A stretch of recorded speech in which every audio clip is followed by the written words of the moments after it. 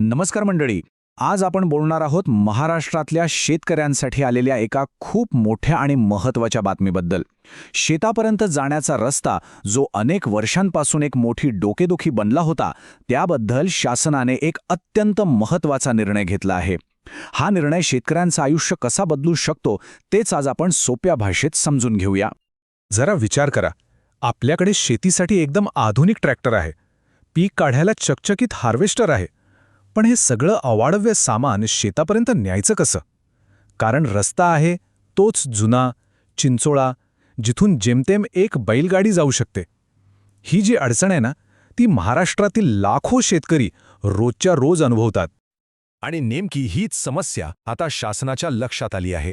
आपली शेती तर आधुनिक झाली, पण त्या शेतापर्यंत पोचवणारे रस्ते मात्र जुन्याच काळात राहिले आहेत. या बदलाची गरज का आणि कशी निर्माण झाली, चला ते पाहूया. इथं बघा, चित्र अगदी स्पष्ट दिसतंय. पूर्वी कसं होतं, बैलगाडी होती आणि तिच्यासाठी लहान सहान पायवाटा किंवा कच्चे रस्ते पुरेसे होते. पण आता काळ पूर्णपणे बदलला आहे.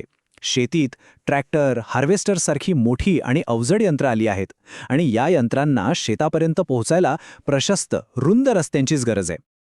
तर शासनाने यातून दोन मुख्य अडचणी ओळखल्या आहेत.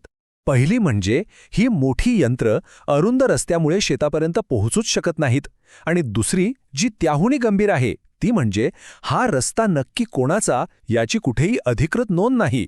आणि याचमुळे मग काय होतं, अतिक्रमण वाढतं आणि बांधावरून होणारे वाद वाढतच जातात. तर ह्या सगळ्या समस्यांवर एक तोडगा म्हणून शासनाने एक नवीन आणि खरंच खूप महत्त्वाचा निर्णय घेतला आहे. हा निर्णय खास शेतकऱ्यांच्या रस्त्याच्या अडचणी कायमच्या दूर करण्यासाठीच तयार करण्यात आला आहे. मग हा उपाय नेमका आहे तरी काय? तर महसूल विभागाने एक नवीन शासन निर्णय म्हणजे एक GR काढला आहे. आता यात काही एकदम नवीन कायदे बनवलेले नाही आहेत, तर जे जुने कायदे आहेत ना, जसं की महाराष्ट्र जमीन महसूल संहिता आणि मामलेदार कोर्ट ॲक्ट, त्यांचाच प्रभावीपणे वापर कसा करायचा याच्या एकदम स्पष्ट सूचना अधिकाऱ्यांना देण्यात आल्या आहेत. आणि हो, हा अगदी ताजा निर्णय आहे. तारीख आहे 22 मे 2025. याचा सरळ अर्थ असा की यात सांगितलेले सगळे नियम आता सरकारी अधिकाऱ्यांवर बंधनकारक असणार आहेत. या निर्णयातला सगळ्यात मोठा आणि महत्त्वाचा मुद्दा म्हणजे रस्त्यांची रुंदी. आता शेतकऱ्यांना आपल्या शेतासाठी योग्य रुंदीचा रस्ता मिळण्याचा कायदेशीर हक्क प्राप्त झाला आहे. हा आकडा सगळ्यांनी लक्षात ठेवा, 3 ते 4 मीटर. हो, नवीन नियमांनुसार आता शेतकऱ्यांना किमान इतका रुंद रस्ता मिळायलाच हवा. म्हणजे आता ट्रॅक्टर असो किंवा मोठी कृषी अवजारं असोत, ती विना अडथळा थेट शेतात पोचू शकतील. अर्थात हा रस्ता मंजूर करण्याची एक ठरलेली प्रक्रिया आहे. अधिकारी प्रत्यक्ष जागेवर येऊन पाहणी करतील, दुसरे काही पर्यायी मार्ग आहेत का ते तपासतील, शेजारच्या शेतकऱ्यांचे आक्षेप समजून घेतील आणि त्यानंतरच सगळ्यांच्या सोयीचा आणि शक्य तितका रुंद रस्ता मंजूर करतील. या निर्णयात एक खूप चांगली आणि विचारपूर्वक टाकलेली गोष्ट आहे. ती म्हणजे रस्ता देताना शेताच्या बांधाचं नैसर्गिक स्वरूप जपलं जाईल.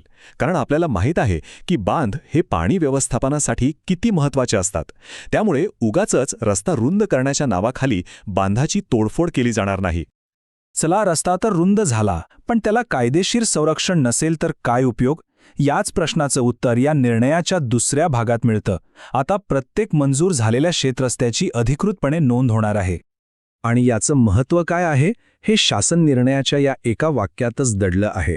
जेव्हा 7/12 उतार्यावर रस्त्याची नोंद होते तेव्हा त्याला कायदेशीर वैधता मिळते. याचा सरळ अर्थ असा की भविष्यात रस्त्यावरून होणारे वाद कायमचे मिटायला खूप मोठी मदत होईल. ही नोंद नक्की कुठे होणार? तर 7/12 उतार्यावर जो इतर हक्क नावाचा रकाना असतो तिथे. हा रकाना जमिनीशी संबंधित इतर अधिकारांसाठीच असतो. इथे रस्त्याची रुंदी, लांबी आणि दिशा स्पष्टपणे लिहिली जाईल, ज्यामुळे त्याला एक पक्की कायदेशीर ओळख मिळणार आहे. या नोंदीचे 3 मुख्य फायदे आहेत. 1. रस्त्याला कायदेशीर वैधता मिळते. 2. जमिनीवरून होणारे वाद टळतात. आणि 3. जमीन खरेदी विक्री करताना पारदर्शकता वाढते, कारण खरेदीदाराला रस्त्याच्या हक्काची स्पष्ट कल्पना येते. रस्ता मिळणार, त्याची नोंदही होणार, पण हे सगळं किती दिवसांत? अनेकदा सरकारी कामांना खूप वेळ लागतो. पण थांबा, यावरही शासनाने एक ठोस उपाययोजना केली आहे. फक्त 90 दिवस. हो, अगदी बरोबर ऐकलत. शेतकऱ्याने अर्ज केल्यापासून 3 महिन्यांच्या आत म्हणजे 90 दिवसात अधिकाऱ्यांना अंतिम निर्णय द्यावाच लागेल. ही खरोखरच एक मोठी आणि स्वागतार्ह कालमर्यादा आहे.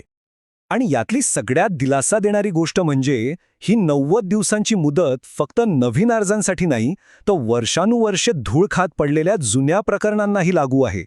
ज्यांचे अर्ज अनेक वर्षांपासून अडकले होते, त्यांच्यासाठी हा खूप मोठा दिलासा म्हणायला हवा. चला हा संपूर्ण बदल एका नजरेत पाहूया. आधी काय होतं? रस्त्याची रुंदी अनिश्चित होती, कायदेशीर स्थिती कोणतीही नोंद नव्हती आणि निर्णयासाठी वेळ कोणतंच बंधन नव्हतं. आता काय होणार? रस्ता मिळणार, किमान 3 ते 4 मीटर रुंद, त्याची सातबारावर नोंद होणार आणि निर्णय मिळणार फक्त 90 दिवसात. तर मग रुंद रस्ते, कायदेशीर संरक्षण आणि वेळेत न्याय या 3 गोष्टींमुळे शेतकऱ्यांची एक मोठी अडचण दूर होण्याच्या मार्गावर आहे. आता खरा प्रश्न हा आहे की या निर्णयाच्या अंमलबजावणीमुळे महाराष्ट्राची शेती खऱ्या अर्थाने अधिक प्रगतिशील होईल का?